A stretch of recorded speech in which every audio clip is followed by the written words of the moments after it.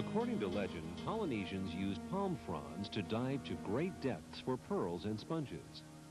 Over the past 25 years, monofins have been used by competitive fin swimmers all over the world. Fin swimming is a competitive sport which was recognized by the International Olympic Committee in 1985.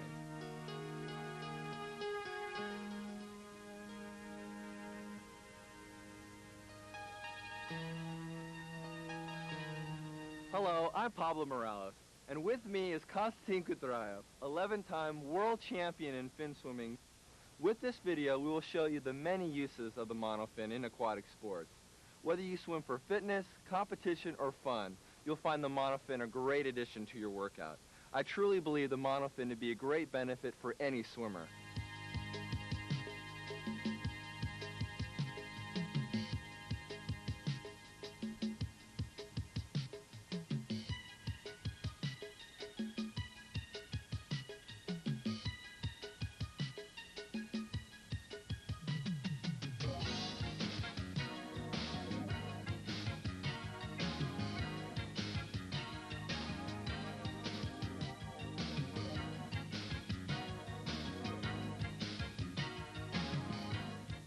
Hello, welcome to the world of fin swimming, another dimension.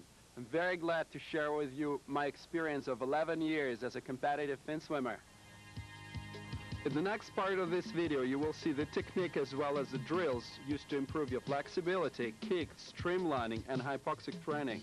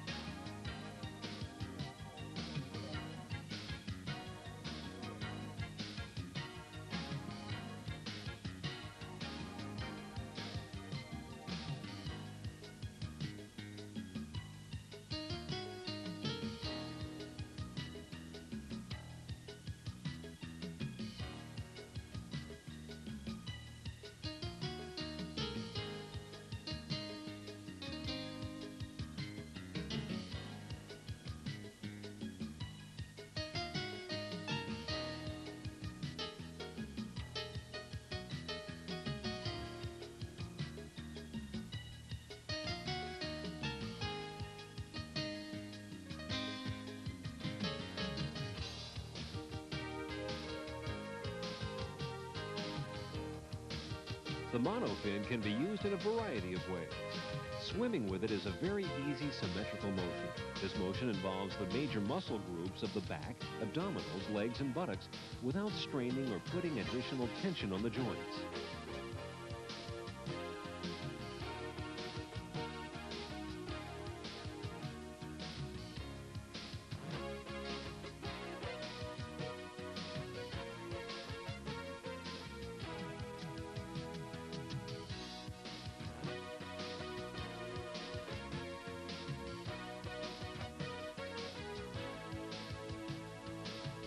The use of the monofin generates higher speed. Training with it can be of great advantage for swimmers in identifying and correcting mistakes in streamlining and technique.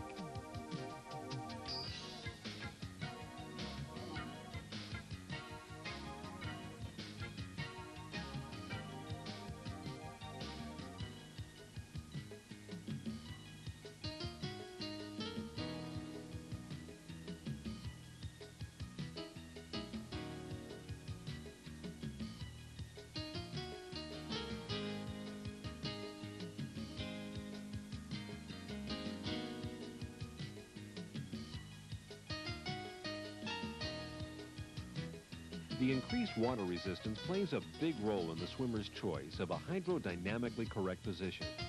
The frontal impact of water is reduced to a minimum when the arms and head are properly placed.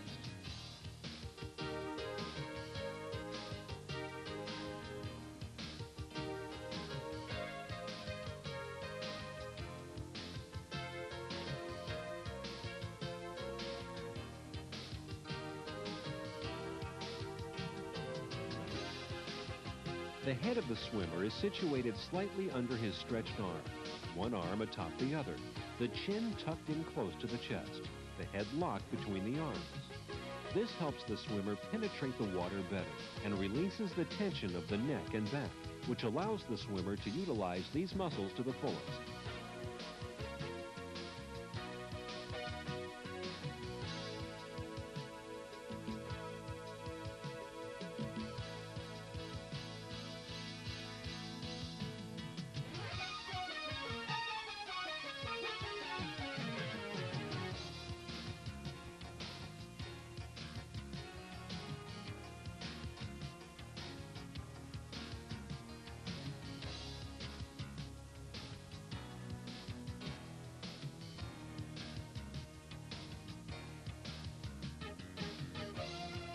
To display the correct position of the head, we will be using a center mount snorkel, which is used in competitive fin swimming.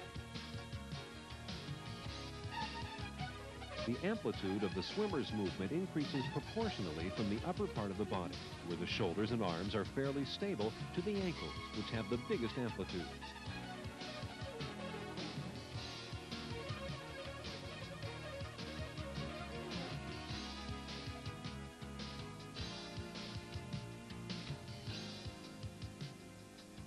The wave motion begins in the lower chest and upper abdominals. The swimmer does not allow his chest to go very low so as to avoid additional drag. This is achieved by tensing the lower abdominals and the back. The motion then continues as the amplitude increases at the lower section of the back and stomach muscles. The amplitude of the movement of this part of the body is relatively big, but not excessive.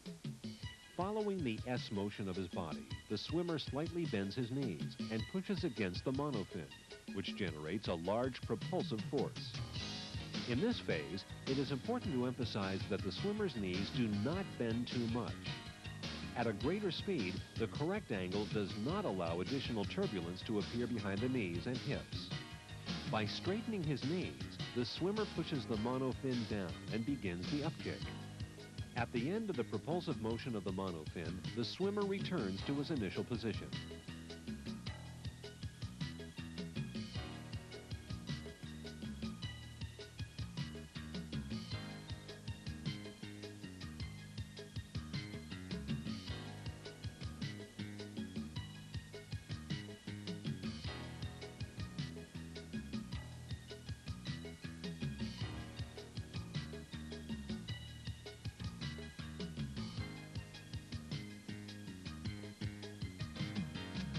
Due to the big displacement of water, the swimmer achieves a much greater speed. At this speed, it is particularly important to eliminate any source of frontal resistance or drag.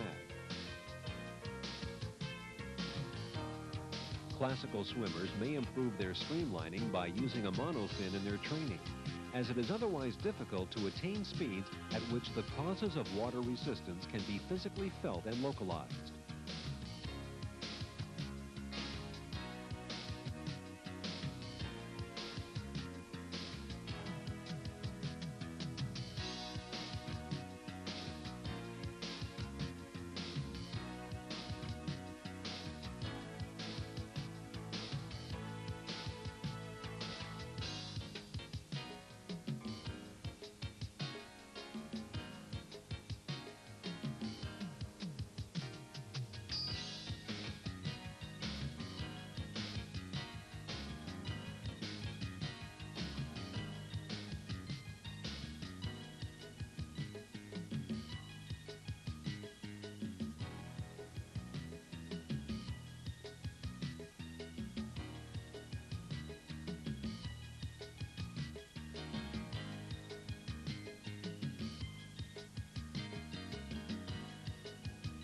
Making a turn with a monofin is exactly like making a turn without it.